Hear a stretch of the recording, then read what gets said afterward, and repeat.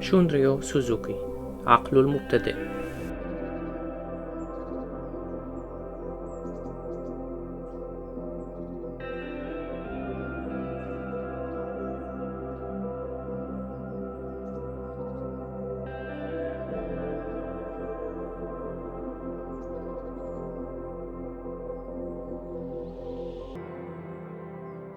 في عقل المبتدئ توجد العديد من الاحتمالات، ولكن قلة منها توجد في عقل الخبير.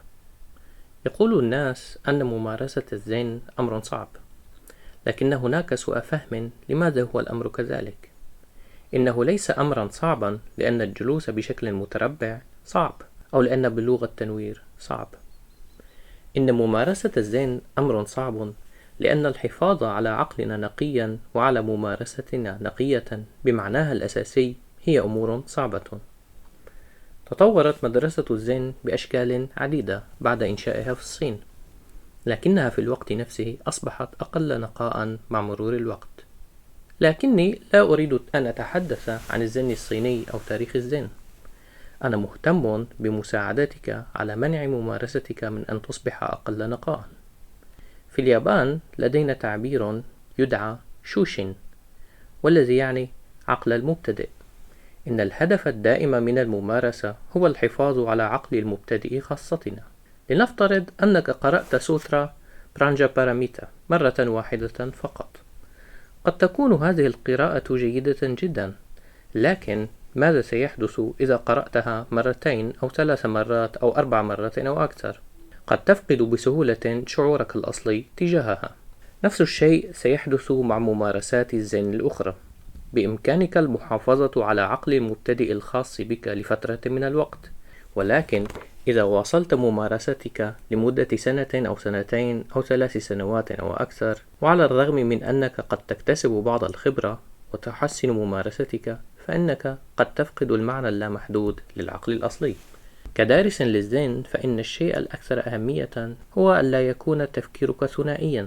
إن عقلنا الأصلي يحتوي على كل شيء داخله. إنه غني دائما ومكتف بذاته. يجب ألا يفقد عقلك حالة الاكتفاء بالذات، وهذا لا يعني عقلا منغلقا، بل عقلا فارغا وجاهزا. إذا كان عقلك فارغا فهو جاهز دائما لأي شيء. إنه منفتح على كل شيء. في عقل المبتدئ توجد العديد من الاحتمالات، ولكن قلة منها توجد في عقل الخبير. إذا كنت تفرط في التمييز بين الأشياء فإنك تقيد وتحد نفسك. إذا كنت متطلبا جدا أو طماعا جدا فإن عقلك ليس غنيا ولا يتمتع بالاكتفاء الذاتي. إذا فقدنا عقلنا الأصلي الذي يتمتع بالاكتفاء الذاتي لن نستطيع اتباع التعاليم. عندما يصبح عقلك متطلبا وعندما تتوق إلى شيء ما، سينتهي بك الأمر بانتهاك المبادئ الخاصة بك، مثل لا تكذب، لا تسرق، لا تقتل، ولا تتصرف بشكل غير أخلاقي، إلى آخر ما هنالك. إذا حافظت على عقلك الأصلي فإن هذه المبادئ ستحافظ على نفسها بنفسها.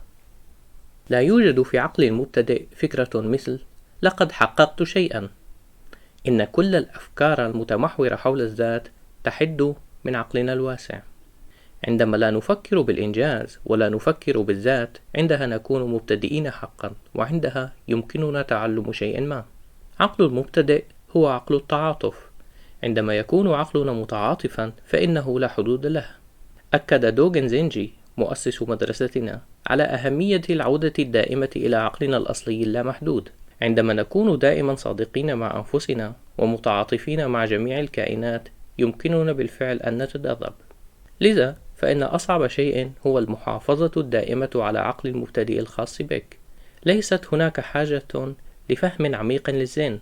ورغم أنك قد تقرأ الكثير من أدب الزين، يجب عليك أن تقرأ كل جملة بعقل جديد. لا يجب أن تقول أو تفكر أنا أعرف ما هو الزين، أو لقد بلغت التنوير. هذا أيضا هو السر الحقيقي للفنون. كن مبتدئا دائما. اعتني جدا بهذا المبدأ. إذا بدأت في ممارسة الزين فستبدأ في تقدير عقل المبتدئ الخاص بك. إنه سر وأساس ممارسة الزين.